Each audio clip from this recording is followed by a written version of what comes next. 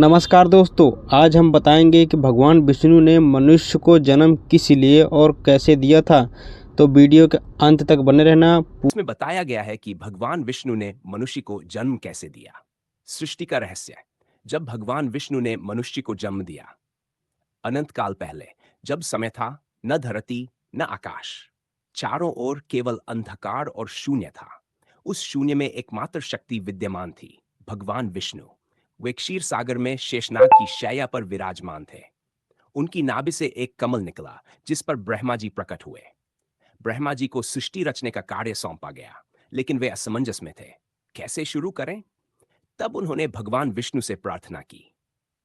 भगवान विष्णु मुस्कुराए और बोले, हे ब्रह्मा, सृष्टि केवल रचना नहीं है, यह एक भावना है। इसमें जीवन का संतुलन होना चाहिए, प्रेम, करुणा और धर्म का संगम। ब्रह्मा जी ने सबसे पहले देवताओं, असुरों, पशु पक्षियों और वनस्पतियों की रचना की। पृथ्वी धीरे धीरे जीवन से भरने लगी, लेकिन फिर भी कुछ अधूरा था। एक दिन ब्रह्मा जी ने भगवान विष्णु से कहा, प्रभु, यह सृष्टि सुंदर तो है, लेकिन इसमें कोई ऐसा नहीं है जो इसे समझ सके, इसकी देखभाल कर सके। भगवान विष्णु ने गहरी सोच में डूबकर कहा, अब समय आ गया है मनुष्य की रचना का। मनुष्य की रचना का विचार भगवान विष्णु ने अपनी दिव्य शक्ति से 5 तत्वों, पृथ्वी, जल, अग्नि, वायु और आकाश को एकत्र किया। उन्होंने इन तत्वों में चेतना और बुद्धि का संचार किया। लेकिन एक सवाल था, मनुष्य को क्या विशेष बनाता है? विष्णु जी ने अपने हृदय से एक अंश निकाला, वह था आत्मा। यह आत्मा ही मनुष्य को जीवित और संवेदनशील बनाती है। उन्होंने ब्रह्मा जी से कहा, मनुष्य केवल शरीर नहीं होगा, उसमें आत्मा होगी। वह सोच सकेगा, महसूस कर सकेगा और अपने कर्मों से अपना भविष्य बना सकेगा। पहले मनुष्य का जन्म पृथ्वी पर एक शांत स्थान चुना गया, हरी भरी वादियां, स्वच्छ जल और सुहावना वातावरण। वहीं भगवान विष्णु ने पहला मनुष्य बनाया। उसका नाम रखा गया मनु। मनु के साथ एक स्त्री की रचना की गई, शतरूपा। जब मनु और शतरूपा ने पहली बार अपनी आंखें खोली, उन्होंने इस सुंदर सृष्टि को देखा। उनके मन में जिज्ञासा, खुशी और डर सब कुछ था। भगवान विष्णु उनके सामने प्रकट हुए और बोले, हे मनु और शत्रुपा, तुम इस सृष्टि के रक्षक हो। तुम्हें इसे संवारना है, इसमें प्रेम और धर्म फैलाना है। मनुष्य को दी गई शक्तियां। भगवान विष्णु ने मनुष्य को कुछ विशेष शक्तियां दी।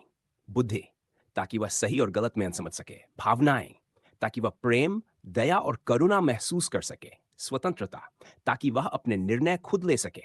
कर्म का अधिकार, ताकि वह अपने कर्मों से अपना भाग्य बना सके। लेकिन साथ ही उन्होंने चेतावनी भी दी। मनुष्य को स्वतंत्रता दी गई है, लेकिन यदि वह गलत मार्ग चुनेगा, तो उसके परिणाम भी उसे ही भुगतने होंगे। मनुष्य की परीक्षा शुरुआत में मनु और शत्रुपा ने भगवान के बताए मार्ग पर चलकर जीवन बिताया। उन्होंने प्रेम, सहयोग और धर्म का पालन किया। धीरे धीरे उनके वंशज बढ़ने लगे और पृथ्वी पर मनुष्यों की संख्या बढ़ गई। लेकिन समय के साथ कुछ मनुष्य लालच, अहंकार और क्रोध में फंस गए। उन्होंने प्रकृति का शोषण करना शुरू कर दिया, एक दूसरे से लड़ने लगे। यह देखकर भगवान विष्णु चिंतित हुए। धर्म की रक्षा के लिए अवतार। जब भी मनुष्य धर्म से भटकता, भगवान विष्णु अवतार लेकर उसे सही रास्ता दिखाते। उन्होंने कई अवतार लिए। मत्स्य अवतार, जब पृथ्वी को जल प्रलय से बचाया। राम अवतार, जब धर्म की स्थापना की। कृष्ण अवतार, जब अधर्म का नाश किया। हर बार उन्होंने मनुष्य को यह सिखाया कि जीवन का असली उद्देश्य क्या है। मनुष्य का असली उद्देश्य। एक दिन मनु ने भगवान विष्णु से पूछा, प्रभु, आपने हमें क्यों बनाया? हमारा असली उद्देश्य क्या है? भगवान विष्णु ने उत्तर दिया, मनुष्य का उद्देश्य केवल जीना नहीं है, बल्कि सही तरीके से जीना है। तुम्हें प्रेम करना है, दूसरों की मदद करनी है और धर्म के मार्ग पर चलना है। आत्मा का रहस्य भगवान विष्णु ने आगे कहा, मनुष्य का शरीर नश्वर है, लेकिन आत्मा अमर है। जब शरीर समाप्त होता है, आत्मा नए शरीर में प्रवेश करती है। यही जन्म और मृत्यु का चक्र है। आज का मनुष्य, समय के साथ मनुष्य ने बहुत प्रगति की। विज्ञान, तकनीक, शहर, सब कुछ बना लिया, लेकिन कई बार वह अपने मूल उद्देश्य को भूल गया। भगवान विष्णु आज भी देखते हैं, कहीं प्रेम है तो कहीं नफरत, कहीं सेवा है तो कहीं स्वार्थ। कहानी का संदेश, यह कहानी हमें सिखाती है, मनुष्य भगवान की सबसे अनमोल रचना है। हमें अपने कर्मों का ध्यान रखना चाहिए। प्रेम और धर्म ही जीवन का असली रास्ता है। प्रकृति का सम्मान करना जरूरी है। अंतिम शब्द, भगवान विष्णु आज भी क्षीर सागर में विराजमान है और हमारी दुनिया को देख रहे हैं। वे हर मनुष्य के अंदर है, उसकी आत्मा के रूप में। अगर हम अपने अंदर झांकें तो हमें वही दिव्यता दिखाई देगी।